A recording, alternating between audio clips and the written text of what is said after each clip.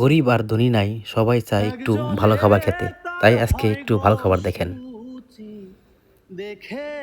প্রতিদিনের মতো আজকেও কিন্তু একটু ভিন্ন আইটেমের, এগুলো সবগুলো পোড়া গরুর মাংস নিজ হাতে তৈরি করছি কোনো একজন অনাহারীর জন্য।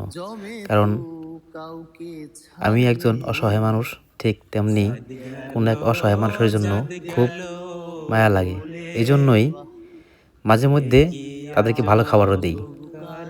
তবে আমার টাকায় না, পুরো টাকায় আমার বসের, আমার শ্রম বসের টাকা। অবশ্যই আমার বসের জন্য দোয়া করবেন। তাকে যেন আল্লাহ তাআলা আরো ভালো কিছু দেয়, সে যেন আরো ভালো কিছু করতে পারে। তবে আমার বসটা খুব ভালো মানুষ, এজন্যই হেল্প করে।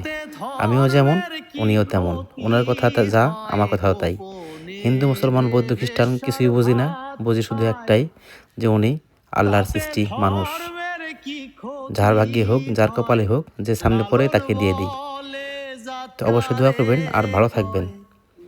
আল্লাহ হাফিজ। দেখা হবে অন্য কোনো ভিডিও নিয়ে।